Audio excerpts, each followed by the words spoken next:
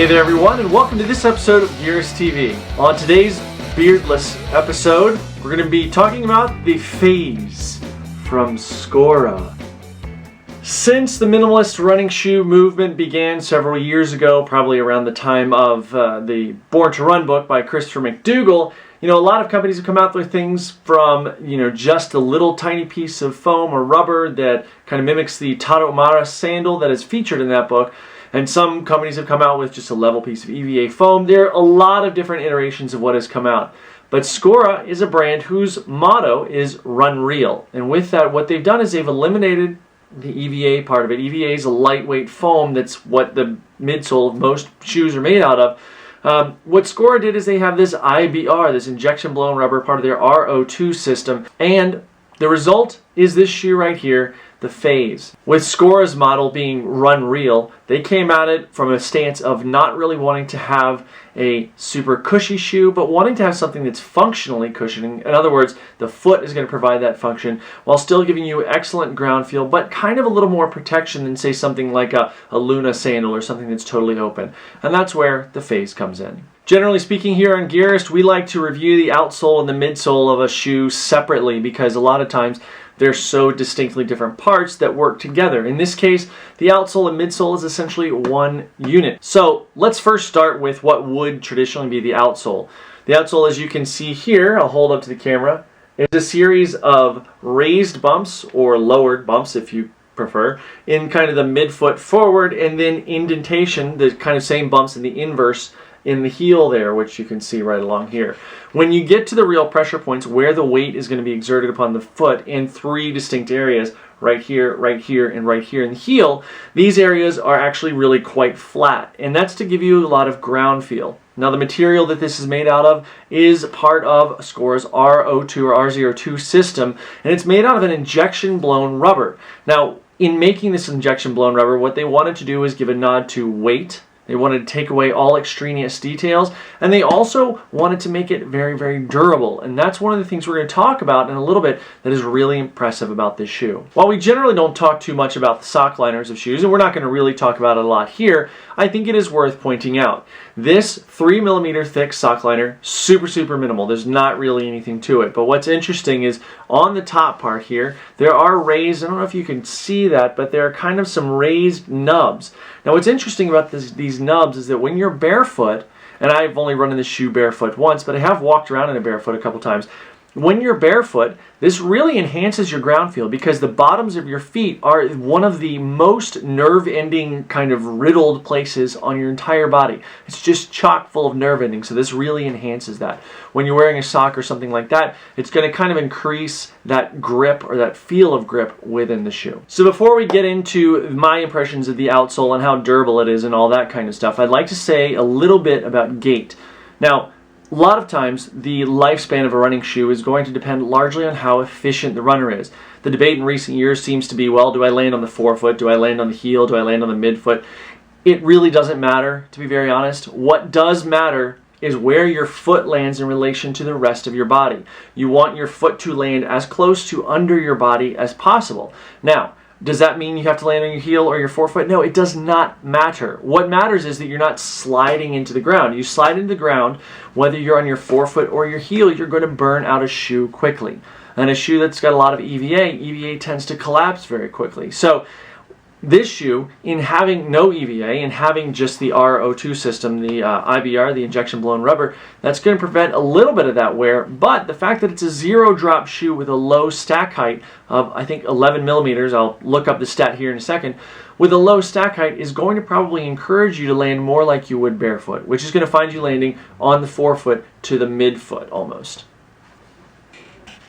Now, what's really interesting about this shoe to me, and this is kind of my highlight of this shoe that I'll talk about again later, it is an 11mm stack height and the durability is ridiculous. In fact, if you go to Skora's Facebook page, just go to facebook.com/SkoraRunning and look at the pictures that people have posted of them, you'll see a shoe that I think a woman posted that has about 340 or 50 miles on it, and it looks like it maybe has 5 runs in it for a normal shoe. I mean, it's ridiculous. There's no wear to it whatsoever. It matters how efficient you are. But I think that this rubber they've got here they're really on to something with that. To be fair, it is a little heavier than EVA foam, but I, for one, would be willing to sacrifice a couple more ounces in the weight of the rubber, and you're going to lose that in the thickness of the EVA for this kind of durability. I mean, the price per mile is going to be really high. As you can see here, taking a look at this, I've got about 60 miles in this shoe right now. It looks like it pretty much has maybe 3-4 runs on it. I mean, it's ridiculous. It's crazy, in fact. So durability in the shoe, really, really high. Very, very impressive. Now let's talk about the upper of the shoe. The upper of the phase does stay true to its minimal roots. It's got a single layer mesh overlay, and what's cool about that is that it's got a finer backing, but it's again a single layer that's laminated together.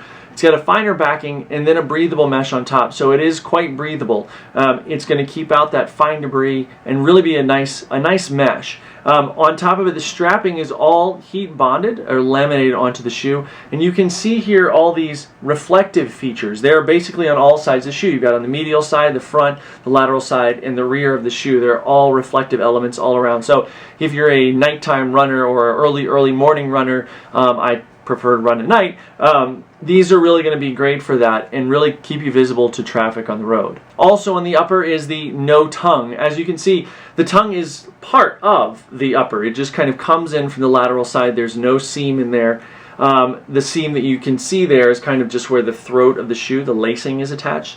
That makes for a seamless, almost seamless inside. There's one seam on the interior of the upper, kind of right in this area right here, and it doesn't really affect the foot. The stitches are laid flat, so it makes for a nice barefoot feel. I prefer myself to wear socks, but when I did wear this barefoot, it had a great feel inside. One of the more distinctive features of the upper is this asymmetrical lacing. Now, typically, we've been used to seeing in traditional shoes a very symmetrical lacing, straight down the middle. The problem with that is it can put a lot of pressure on top of the navicular, on top of the top of the arch, the top of the foot there, and it can be difficult to adjust. This goes immediately off to the lateral side of the shoe, thus relieving pressure on that area that can traditionally feel a lot of pressure, cut off blood flow to the foot, and reduce ground feel and proprioception. There's no real heel counter to speak of in the shoe. As you can see here, it's just the same as pretty much the rest of the mesh. Maybe there's a little additional backing in the backside of the collar here that helps to give it some structure, but in general, no real heel counter. So it's going to be nice and free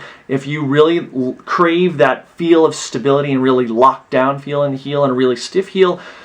Probably not going to be the shoe for you. However, if you're craving that, you're probably not looking for a minimalist shoe either. I really like this upper. The one thing that it makes me wonder, gives me a little bit of pause is, as I said, the outsole of this is going to last a long time. I can see myself easily getting 1,000 miles out of this shoe. Easily. The question then becomes, how long is the upper going to hold out? That's going to be the issue. I'm curious, and unfortunately, because I have so many shoes to wear test, I don't know that I'll ever be able to report on that to you guys. However, 5 years from now, if I've got 1,000 miles on this shoe, I promise that I'll make another episode and let you know. I mean, if it's as durable as the outsole of this shoe, then this shoe's going to last a long time. It's going to last a long time regardless. I just wonder if the upper can keep up with the outsole. The fit of the shoe is dead on in terms of sizing. I wear an 11 and this worked right where I would expect it to be. The last that they use is their Real Fit Last, which makes it really well shaped to a actual foot rather than the idealistic mold of a foot. Lots of room in the toe box, especially if you remove this sock liner. Removing the sock liner is going to give you an entirely different feel in the shoe, and I'm going to talk about that next in the ride section of the review. In my opinion, much of the ride of this shoe, or pretty much any shoe, comes down to how the runner that is running in it, how their gait is, how efficient it is, and what they're looking for in terms of ground feel. Now, right out of the box, this has a great ground feel. It is highly enhanced with the ground feel if you remove the sock liner. You're going to remove 3 millimeters of foam. Not a ton, it's not a particularly cushy foam, but it's going to give you an even more enhanced ground feel. This is a shoe that is a minimalist shoe. It is going to enhance ground feel. It is going to make you have to rely on the functional cushioning of your foot. It's a great sensation. However, if you're used to something that's a super cushy shoe, and that's what you expect out of this, you're not going to find it. But if you're looking to transition into something that requires your body to work the way that it's meant to, and requires your body to use functional cushioning, again, using the cushioning by way of your biomechanics, this is going to be a great option and something worth trying out. Pricing on the Skora phase comes in at $110. It may seem like a lot, but keep in mind the durability of the outsole is really going to give you a lot of bang for your buck, and your price per mileage is going to be super low. At 7.7 ounces, a shoe is very light. However, for something that is as minimal as this, you may want it to be a little bit lighter. You may feel like it should be lighter, and that would be the one room for improvement thing that I would give to this. Keep in mind, again, that this rubber system, the IBR, the injection blown rubber, the RO2 system, is going to make it more durable. So is it worth it to you to sacrifice a couple of ounces or an ounce here or there to get that much more mileage out of it? Maybe, maybe not. At the end of the day, no shoe is going to be for everyone. Particularly if you don't want to work toward running and having a more efficient gait and you want a shoe to do a little bit more for you, this may not be the shoe for you, and that's fine. However, I personally feel that it is everybody's duty to get out and try every single kind of shoe. There have been many, many people that I've seen that are really kind of anti one way of running or one shoe or another that have then tried on that shoe or tried that way of running, and they're like, boom, kind of a light bulb moment. Don't miss out.